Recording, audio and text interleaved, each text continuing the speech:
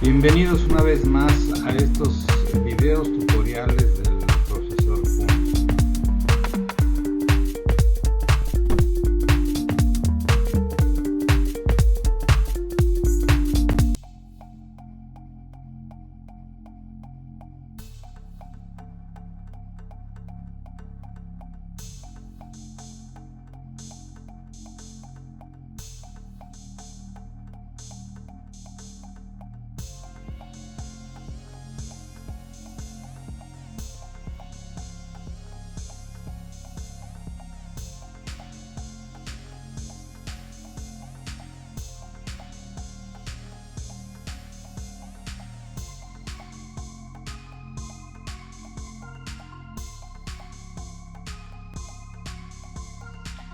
Entonces vemos que el administrador de archivos es un programa que se encarga de facilitar la gestión de archivos y carpetas.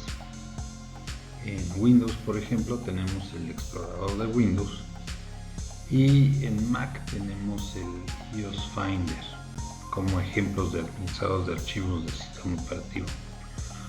Los administradores de archivos para páginas web se encargan de facilitar a los administradores web el acceso y trabajo con archivos y carpetas en el hosting de un sitio web.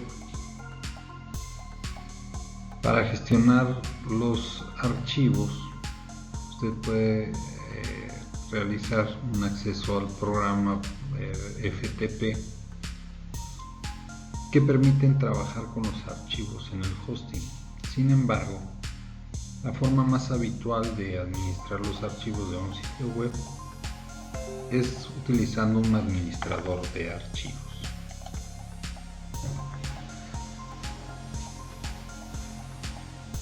Estos programas funcionan a través del navegador web, pues Chrome, Edge, Firefox, Opera, por ejemplo, accediendo al sitio del hosting contratado por el usuario con su clave del administrador.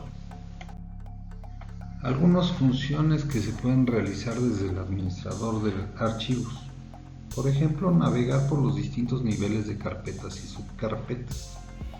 Para moverse por las carpetas solo hay que pulsar por encima de una y se entrará en su contenido.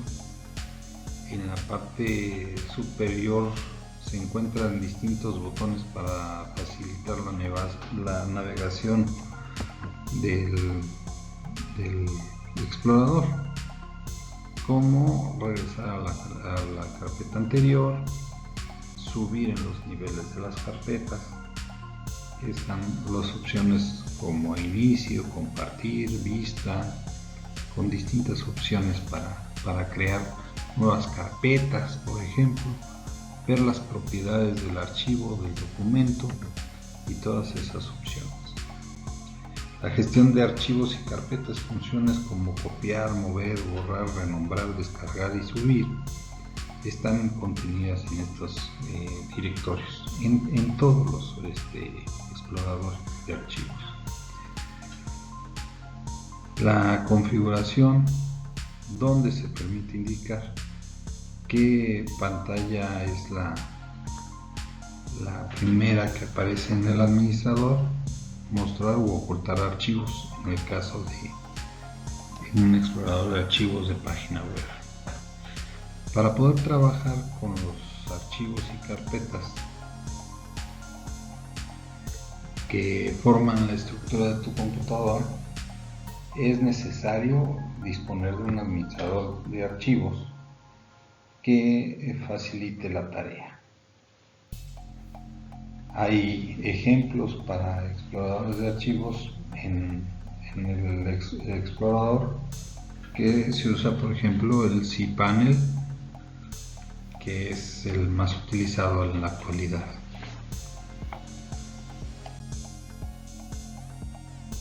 Una vez que estamos con los archivos, vamos a ver cuáles son los tipos de archivos que hay. Los tipos de archivos reconocidos por un sistema son los normales, los de directorio y los especiales.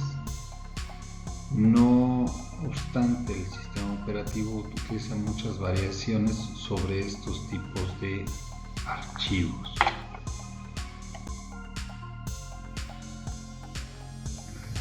Los archivos normales son los archivos más comunes y se utilizan para contener datos.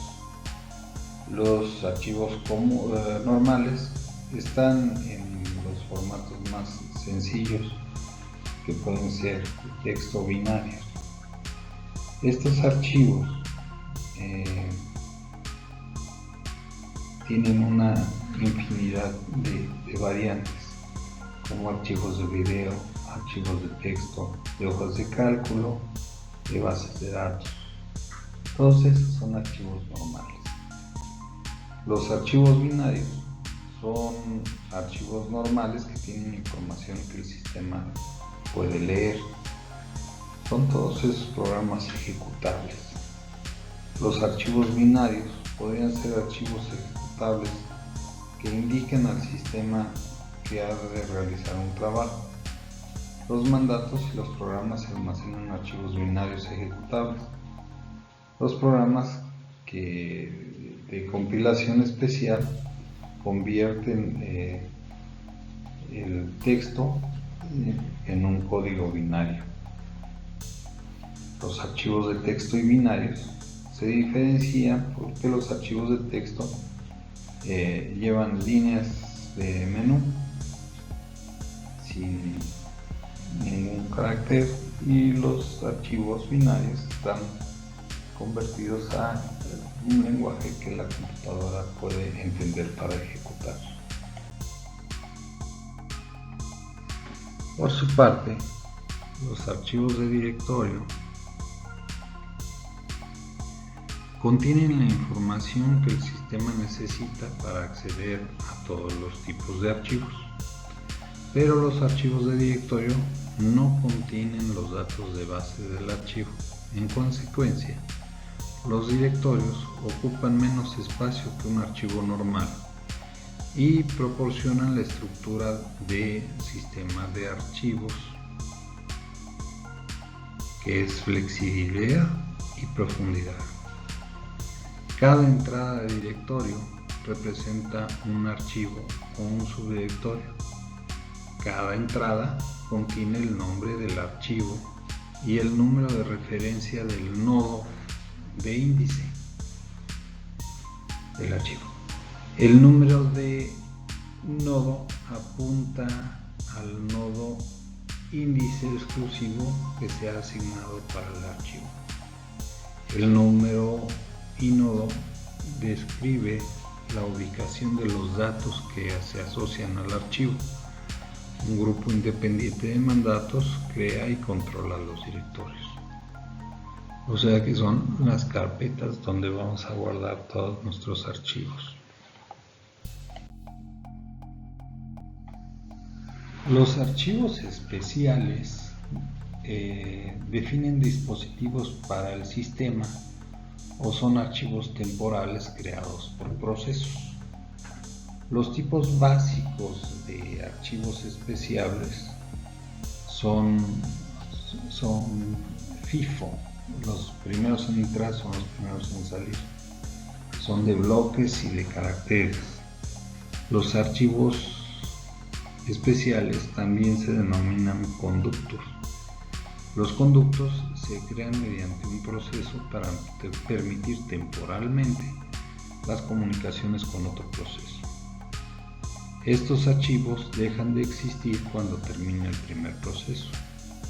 Los archivos de bloque y los archivos de caracteres definen dispositivos. Cada archivo contiene un conjunto de permisos, denominando modalidades de acceso. Este determina quién puede leer, modificar o ejecutar el archivo. Bueno, ahora vamos a la estructura de los archivos y vamos a ver algunas cosas. Los convenios de denominación de archivos. El nombre de cada archivo debe ser exclusivo en el directorio en el que se almacena. Esto garantiza que el archivo tiene también un nombre de vía de acceso exclusivo en el sistema de archivos.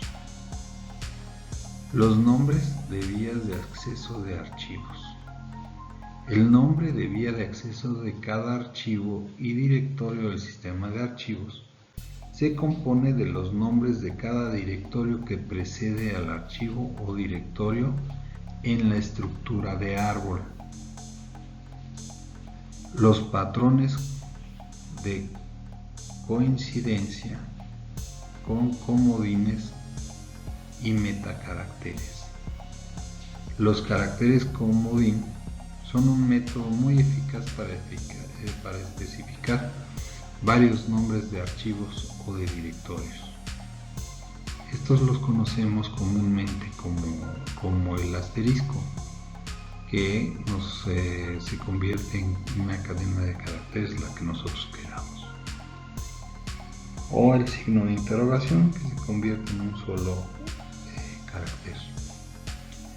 Los patrones de coincidencia en contraste con expresiones normales. Las expresiones normales le permiten seleccionar series específicas de un conjunto de series de caracteres. La utilización de expresiones normales suele asociarse al proceso de texto. Empezamos con la seguridad. Los sistemas de archivos generalmente contienen información muy valiosa para sus usuarios, razón por la que los sistemas de archivos deben de protegerla. Se entenderá por seguridad a los problemas generales relativos a la garantía de que los archivos no sean leídos o modificados por personal no autorizado. Esto incluye aspectos técnicos, de administración, legales y políticos. Se consideran mecanismos de protección a los mecanismos específicos del sistema operativo utilizados para resguardar la información de la computadora.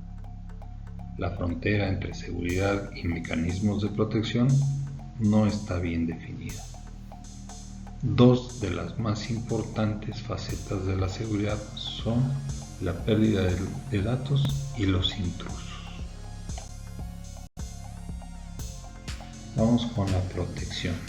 Bueno, cuando se guarda información, esta debe ser confiable, es decir, protegerla contra daño físico y contra acceso incorrecto. La confiabilidad se proporciona mediante copias duplicadas de archivos. La protección puede ser proporcionada de muchas maneras. Puede ser removiendo físicamente los discos flexibles o mediante el tipo de acceso controlado, limitando los tipos de acceso que pueden hacer a los archivos. Algunas de las causas más comunes de la pérdida de datos son actos y hechos diversos como incendios, inundaciones, terremotos, guerras, revoluciones, roedores y demás. Errores de hardware o de software como fallas del CPU, discos, cintas, errores de telecomunicación, errores de los programas, etc. Errores humanos, por ejemplo, la entrada incorrecta de datos, mal montaje de cintas, de discos, ejecución incorrecta de programas, pérdidas de cintas. La mayoría de estas causas se pueden enfrentar con el mantenimiento de los respaldos. Deberías haber copia en un lugar alejado de los datos origen. Respecto al problema de los intrusos, se les puede clasificar como pasivos y activos. Pasivos solo desean leer archivos que no están autorizados para leer, y los activos desean hacer cambios no autorizados a los datos. Para diseñar un sistema seguro contra intrusos, hay que tener en cuenta el tipo de intrusos contra el que se desea tener protección. Hay que ser consciente de que la cantidad de esfuerzo que se pone en la seguridad y la protección depende claramente de quién se piensa sea el enemigo. Algunos tipos de intrusos son los siguientes: curiosidad casual de los usuarios no técnicos, conocidos técnicamente capacitados husmeando, intentos deliberados por hacer dinero, espionaje comercial o militar. Otro aspecto del problema de la seguridad es la privacidad, la protección de las personas respecto del mal uso de la información en contra de uno mismo. Implica aspectos legales y morales.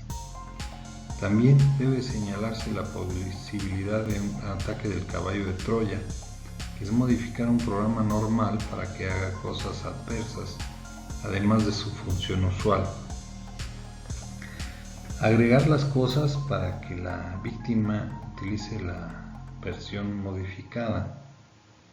Además, debe considerarse la posibilidad de ataques estilo gusano de Internet. Fue liberado por Robert Tappan el 2 de noviembre del 88 e hizo que se bloquearan la mayoría de los sistemas Sun y VAX. En Internet fue descubierto y condenado. Constaba de un programa arrancador y del gusano propiamente dicho. Utilizaba fallas de seguridad de Unix y de los programas Finger y SendMail de Internet. SendMail.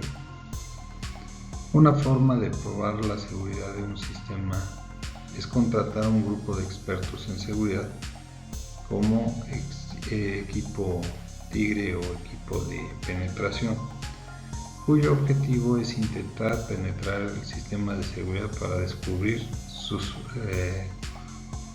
carencias y proponer soluciones. Otro aspecto importante de la seguridad consiste en no subestimar los problemas que puede causar el personal. Bueno, llegamos a los conocidísimos virus. Constituyen una categoría especial de ataque. Son un enorme problema para muchos usuarios. Son fragmentos de programas que se añaden a un programa legítimo con la intención de infectar a otros. Un virus difiere de un gusano en lo siguiente: un virus está a cuestas de un programa existente. Un gusano del programa completo es un programa completo por sí mismo. Los virus y los gusanos intentan diseminarse y pueden crear un daño severo. Generalmente se propagan a través de copias ilegítimas de programas. Comúnmente, los virus se ejecutan e intentan reproducirse cada vez que se ejecuta el programa que los aloja. Frecuentemente, los problemas con los virus son más fáciles de evitar que de curar. Utilizar software original adquirido en un comercio respetable, no utilizar copias piratas, ejecutar controles rigurosos y frecuentes con programas de antivirus actualizados y trabajar con metodología y disciplina rigurosa en el intercambio de discos y en las copias a través de redes de comunicación de datos.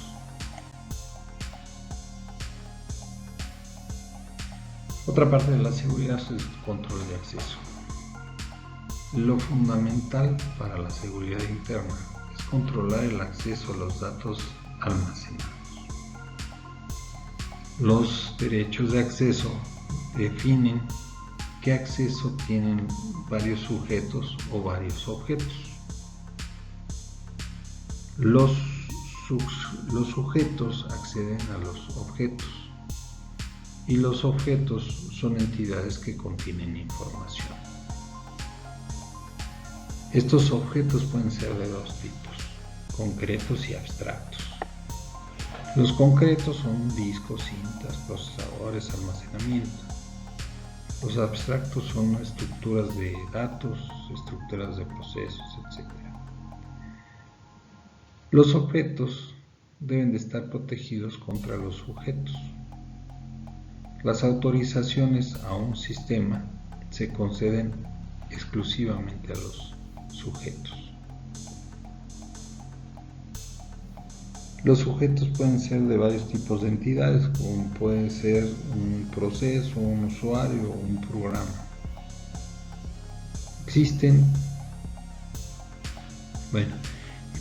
tres tipos de derecho de acceso, que son los más comunes, que son los de lectura, los de escritura y los de ejecución. Una forma de implementación es mediante una matriz de control de acceso con filas para los sujetos y columnas para los objetos.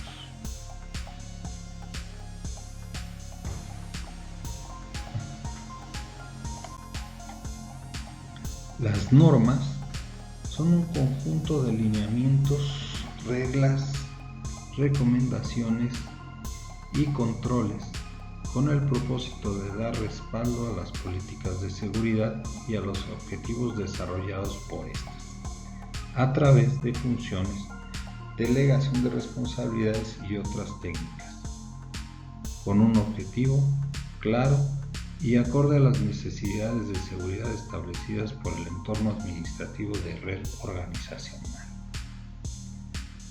Una norma de seguridad establece unos requisitos que se sustentan en la política y que regulan determinados aspectos de seguridad. Son, por tanto, declaraciones a satisfacer. Una norma debe ser clara, concisa y no ambigua en su interpretación. En cuanto a la escritura de un documento normativo, se recomienda estructurarlo en los siguientes apartados. Objetivo: la declaración del propósito e intención de la redacción del documento y de los objetos de seguridad relacionados con las políticas que se intentan satisfacer. Segundo punto serían las definiciones. Se indican las definiciones de aquellos términos que aparezcan en la norma y que pudieran ofrecer dificultad para su comprensión. Es una forma de eliminar la ambigüedad de la interpretación al establecer el significado en la norma en los términos utilizados. Tercero, responsabilidades del cumplimiento. Se define dentro de la organización qué departamento o responsable velará por el cumplimiento de la norma y revisará su correcta implantación o cumplimiento. Cuarto, incumplimientos. Se establecen las consecuencias que se derivan del incumplimiento de la norma cuando éste sea detectado o las acciones disciplinarias que ocasionarán. Y quinto, normas a aplicar. Debe contener los requisitos de seguridad que se declaran obligado cumplimiento y podrán agruparse los requisitos por categorías, estableciendo apartados donde se agrupen los requisitos relacionados. También los enunciados pueden numerarse para poder posteriormente referirlos. Documentos relacionados se indican otros documentos del marco normativo que pudieran estar relacionados con el incumplimiento de la norma. En cuanto a las recomendaciones en la redacción del documento, se debe procurar varias cosas. Primero, el cumplimiento debe ser factible a nivel organizativo y técnico. Segundo, la redacción debe ser clara y resumida. Tercero, las afirmaciones realizadas dentro del apartado normas aplicatum deben ser taxativas, no ambiguas, y deben permitir la revisión de auditoría del cumplimiento del hecho relegado. El tiempo verbal de las normas debe ser presente del indicativo.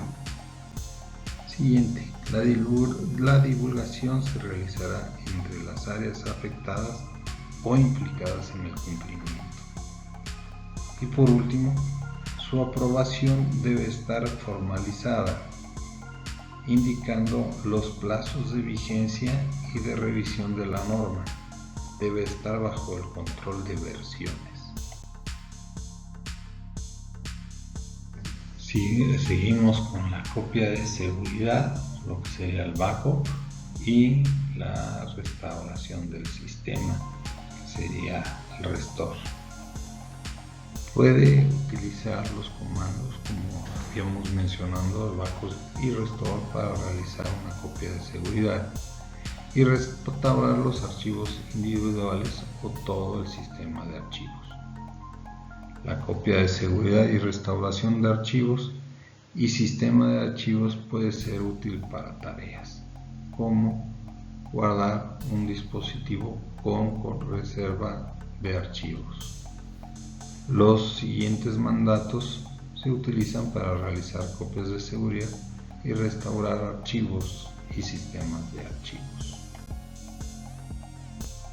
Iniciamos con backup. Esta herramienta se utiliza para hacer copias de seguridad de archivos y sistemas de archivos en medios como discos, cintas físicas o respaldo en la red. Iniciamos por backup. Realiza copia de seguridad de archivos y sistemas de archivos en medios como discos físicos, cintas físicas. Puede realizar una copia de seguridad del sistema de archivos raíz. Puede realizar una copia de seguridad de todos los archivos del sistema de archivos raíz que se han modificado desde la última copia de seguridad. Puede realizar una copia de seguridad de los archivos de medios ópticos virtuales desde el dispositivo de medios virtuales.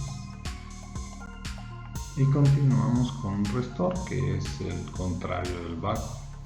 Este lee los archivos creados por el backup y extrae los archivos almacenados, que puede ser un solo archivo, un grupo de archivos o el archivo o el respaldo completo.